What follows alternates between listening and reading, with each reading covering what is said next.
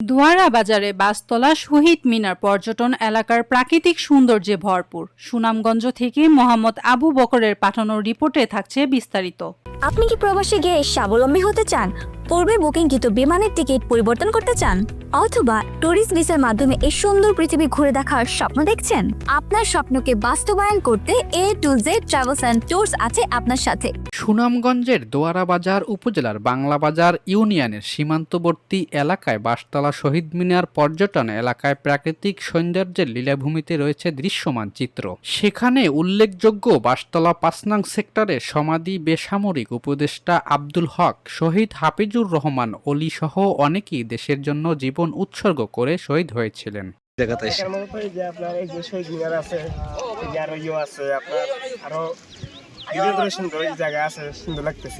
এখানেই শহীদদের কবর স্মৃতি হিসেবে রয়েছে। এই সৌন্দর্যের স্মৃতি বিজড়িত এলাকায় ঘুরতে এসে পর্যটকরা বলেন, এখানে প্রাকৃতিক সৌন্দর্যের এক ইতিহাস রয়েছে। এর পাশে রয়েছে ভারতের মেঘালয় রাজ্য।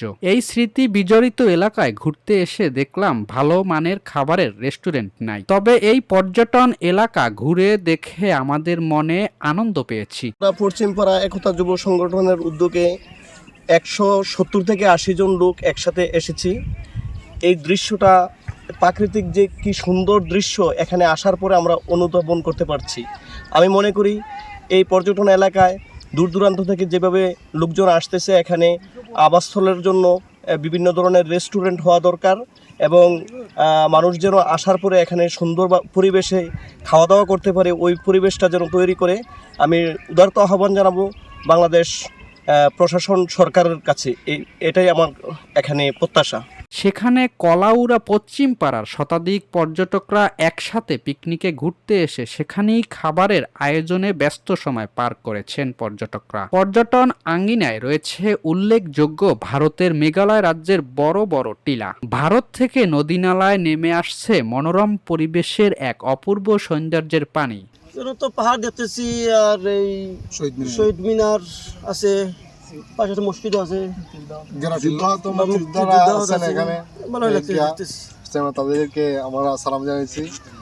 এরপরে আমরা এগুলা পাহাড়, এরপরে এলাকার লোকজন সবাই খুব ভালো লাগছে, এলাকার লোকজনও ভালো আমাদেরকে। সেই পানিতেই পর্যটকরা অনেকে গোসল করেছে। না, অনেক ভালো লাগলো। আসলাম তো আধা ঘন্টা হয়ে যায়, কিন্তু খুব আনন্দ হচ্ছে। দিনটাও ভালো, আবহাওয়া কিন্তু আধা ঘন্টা আগে খারাপ ছিল, কিন্তু অনেক বর্তমানে আলহামদুলিল্লাহ অনেক ভালো। জানতে চাইলে উপজেলা নির্বাহী অফিসার অরূপ রতন সিংহ বলেন, এই উপজেলায় নতুন যোগদান করেছি, 2 বার শহীদ মিনার পরিদর্শন করেছি। বাসতলা শহীদ মিনার পর্যটন এলাকায় পরিত্যক্ত স্মৃতিসৌধ সহ সবকিছু এলাকায় আলোচনাক্রমে পর্যটকদের আশ্রয় নেওয়ার সুব্যবস্থার জন্য কাজ করে যাব। Atiyar Rahman, 26 TV news. 26 television, মাতৃভূমির বন্ধনে।